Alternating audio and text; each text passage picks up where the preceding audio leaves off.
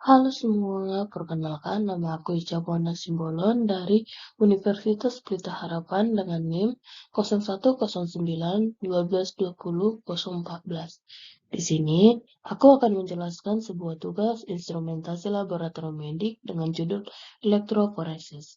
Selamat mendengarkan semuanya.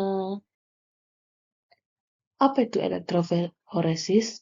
Elektroforesis merupakan suatu cara analisis kimiawi yang didasarkan pada pergerakan molekul-molekul bermuatan di dalam medan listrik. Pergerakan molekul dalam medan listrik dipengaruhi oleh bentuk, ukuran, besar muatan dari molekul. Fungsi atau aplikasi alat. Elektroforesis gel berfungsi untuk beberapa keperluan, di antaranya memisahkan fragmen atau potongan DNA atau RNA, memisahkan nanopartikel, analisis hasil isolasi gen dan protein. Seberapa panjangkah rantai DNA dalam satu tubuh manusia jika diurai? Strukturnya sangat panjang. Manusia memiliki 10 triliun sel dalam tubuhnya. Bila direntangkan, panjang rantai DNA di dalamnya bisa mencapai 65 kali jarak dari bumi ke matahari. DNA dari satu set kromosom manusia memiliki panjang sekitar 3 miliar pasang basah. Bila diukur dengan satuan meter, panjang DNA total yang ada di dalam nukleus somatik manusia adalah sekitar 3 meter. Fungsi atau aplikasi alat. Elektroforesis digunakan untuk meneliti DNA dalam berbagai bidang, misalnya di bidang kepolisian. Teknik ini digunakan untuk pemeriksaan DNA. Setiap orang memiliki karakteristik khusus, misalnya sidik jari, sehingga membantu polisi dalam mengungkap sebuah kasus. Dalam kegiatan biologi molekuler, elektroforesis merupakan salah satu cara untuk memvisualisasikan keberadaan DNA, plasmid, dan produk PCR, memudahkan identifikasi protein yang terdapat pada sebuah DNA.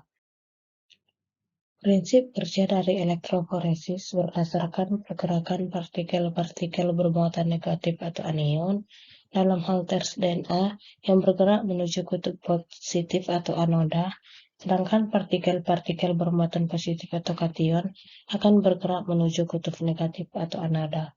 Prinsip pemisahan fragmen DNA atau RNA. 1. Menurut muatan partikel. 2. Menurut ukuran partikel. Jenis elektroforesis.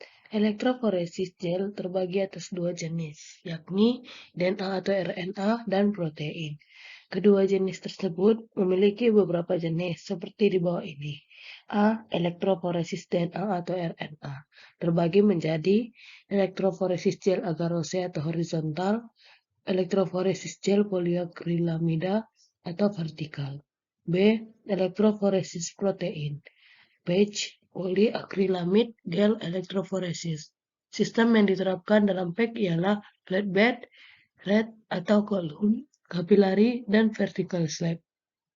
SDS patch, blue native patch atau BN patch, simogram patch, isoelectric fluorescing atau EFF, 2D elektroforesis.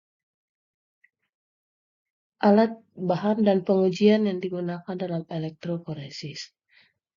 Alatnya, elektroforesis horizontal gel dop, tip steril, micropipette power supply.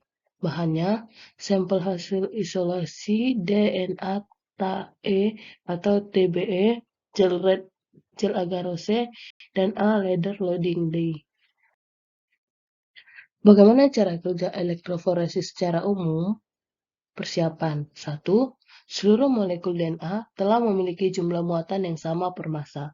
Melalui pemisahan ini, dapat diketahui jumlah fragmen DNA berbeda dalam sampel, serta seberapa relatif besar satu sama lain.